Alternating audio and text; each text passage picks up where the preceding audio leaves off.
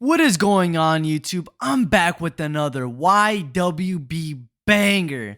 I'm gonna try to bang this video out in one take, so let's go. It's a funny little story time. This literally happened to me 6 hours ago, dude. I just lived through it.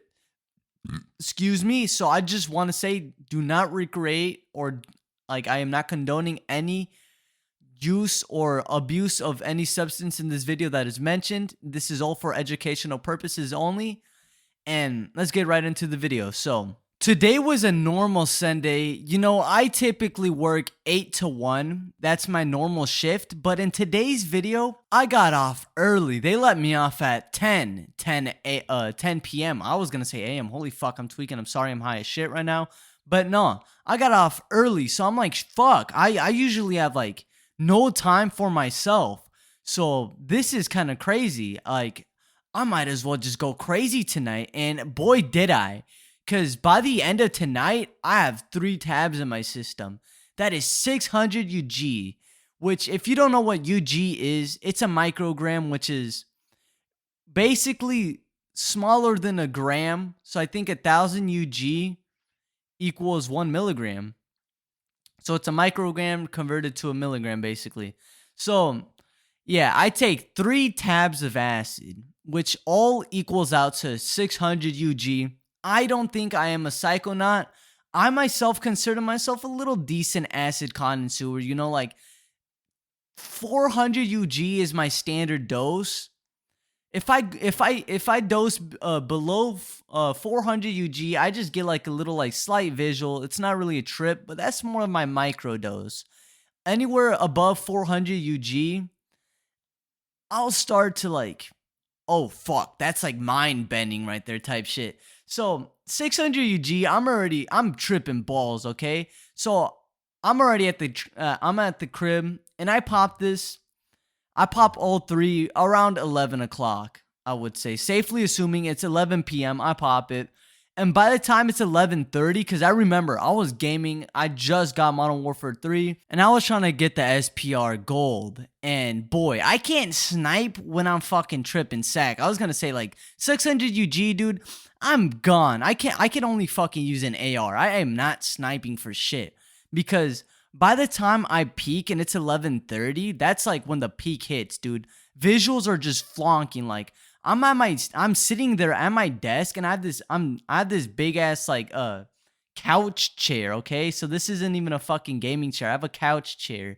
And I'm sitting there on my PS4 controller just playing Modern Warfare 3, and the visuals are just intense. They're like slowly getting intense. Like it literally feels like I just opened Photoshop and I'm just fucking around with like a still frame of myself. Like, you know what I mean? Like a POV shot of like my POV just getting like warped around. That's what it feels like, just getting warped.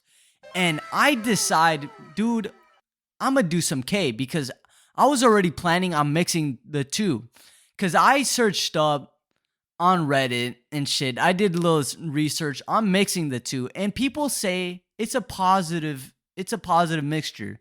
So I'm like, fuck it. I really wanted to try a dissociative and mix it with a psycho. I was gonna say psychoactive, a fucking psychedelic, and because people say ketamine has like a good trank of like a psychedelic nature, which it does in low doses, in my opinion. And I've only taken ketamine one time prior to this, so I wasn't too fond. Like I didn't know what to expect too much. Like, to me, ketamine feels like, especially in bigger quantities, like once you start like getting the real dissociation like side of the drug, it feels like DXM. But if you do like little bumps, it feels like a little MDMA type shit. Like it feels like an MDMA roll sensation, if that makes sense. But the first bump, which wasn't really a bump, I accidentally take a line, and I'm already fucking like geeked off of the acid. So I don't even notice until like I just snort it, and I'm like, dude, am I tripping balls, or did I just really take a big ass line?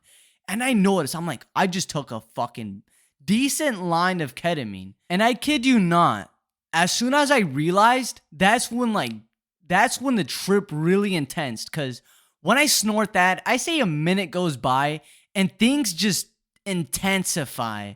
So the visuals I was already getting off the LSD, that was like a good 7 out of 10. Like a notch was turned, and that would turn to a 9. Like there were, I don't know if you guys know what tracers are, but every time like an object moves, especially on a psychedelic, for me, there's tracers along with it. So like everything's kind of in slow motion, and like I mentioned, moves along, there's tracers. That was especially intensified from the ketamine, and it was just like with full filled with vibrant, like colorful lights, like kind of like neon, if you would, like neon fucking shop lights.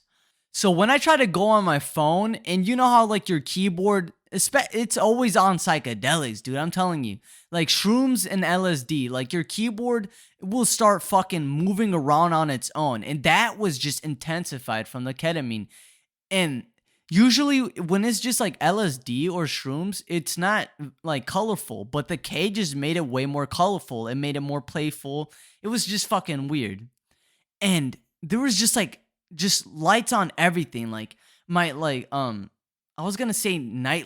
It is a night lamp basically. That like surrounding the night lamp was just like filled with like colors, and everything was just different. If that makes sense. I don't know. They call it K-Land. I've only done ketamine one time prior to this, so A though, that's going to be a good chemical class. I do want to say never do this at home, and I do not recommend doing this. Especially what I'm going to say right now is I thought it was a good idea to just do it quick so it could kick in faster. So I do another line, and this one was more of a bump. The first one was an accidental line, but this second was a bump. So I snorted a little bump, and that's when like the full-blown fucking spinnings happen. So I was just getting just a thought loop, just a bunch of thoughts, just nonsense thoughts going around while I was spinning. And keep in mind, like I mentioned, the tracers were just like not helping. It wasn't making me nauseous though. I wasn't feeling nauseous. I was just like feeling euphoric, if that makes sense. Just a feeling of good euphoria. And that only lasts for about 15-20 minutes. And then everything just stops. Like it abruptly stops. And I'm still tripping sack though. And I take one more good bump.